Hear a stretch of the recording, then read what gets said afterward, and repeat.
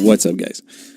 Today we're going to learn how to apply this 3D extrude effect to our custom lettering piece in Adobe Photoshop. Now, this is obviously an effect that we can achieve using 3D features in Photoshop or other softwares like Cinema 4D. But today we're just going to be using good old layer adjustments. So if you're not familiar with 3D and lighting and all that kind of stuff, or if your version of Photoshop doesn't support it, then don't worry, you'll be able to follow just fine.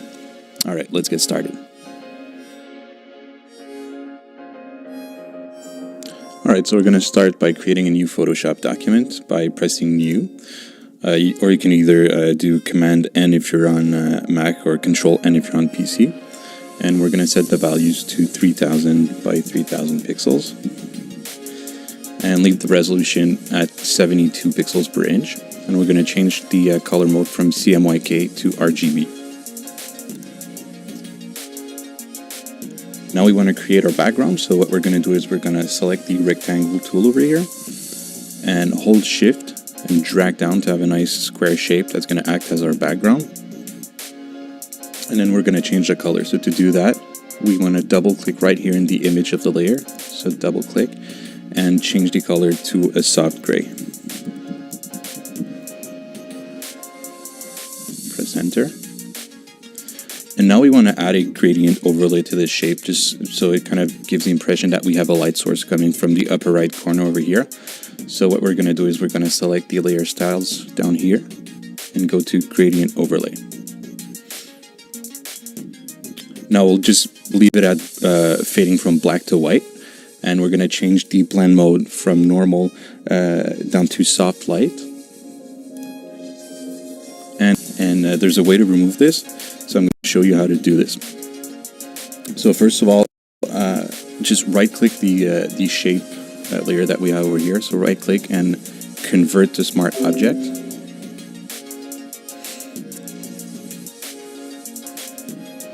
Then go up here to Filter and go to Noise, Add Noise.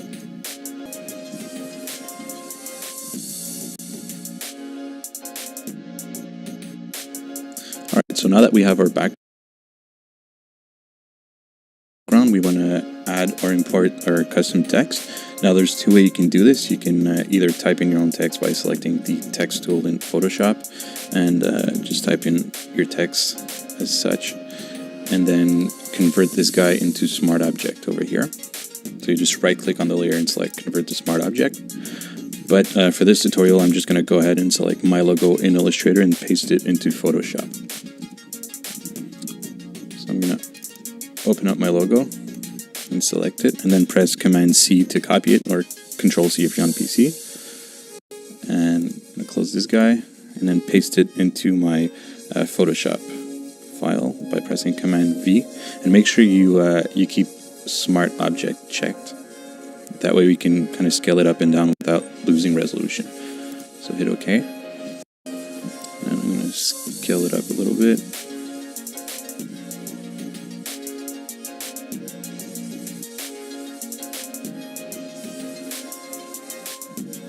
Alright, so now that we have our text, we're going to apply some effects to it. So we're just going to go down here to the layer styles and go ahead and select color overlay.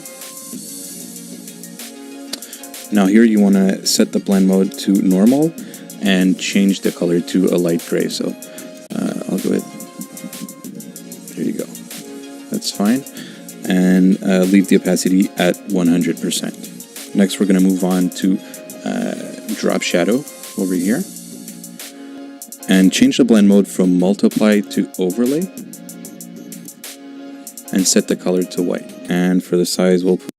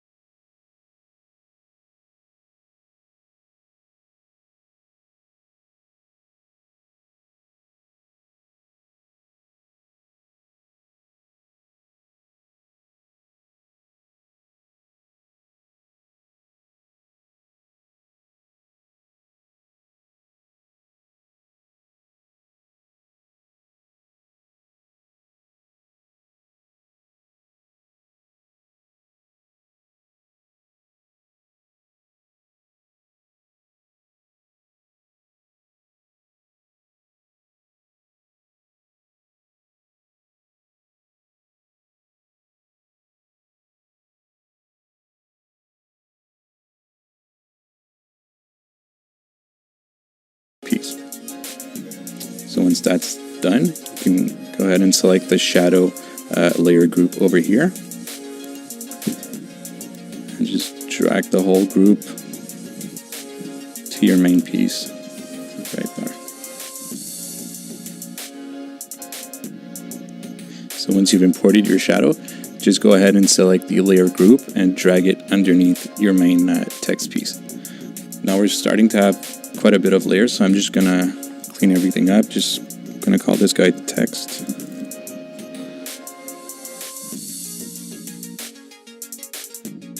And I'll select this layer and this layer group, the shadow group, by keeping Command press and clicking on the on both of them, and then press Command G or Control G on PC, which is going to group all the layers.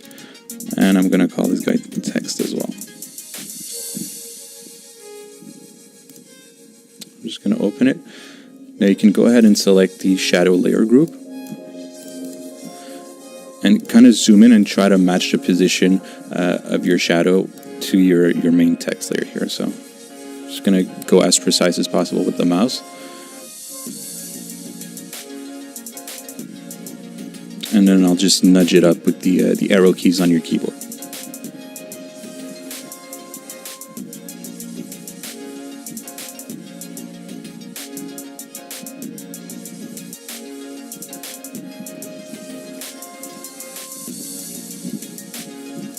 So just try to match it as precise as possible.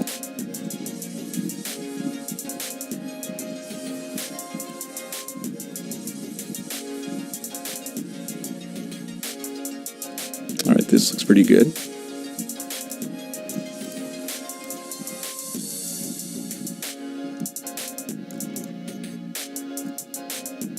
Now it's a bit strong, so I'll just go ahead and select the shadow layer group and bring it down maybe to like 80%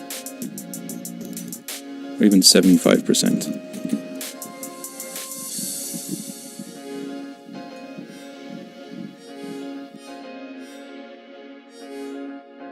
Alright, so now that we have our shadow, we're just going to add a little bit of reflection just to soften everything out a little bit and add realism to our piece.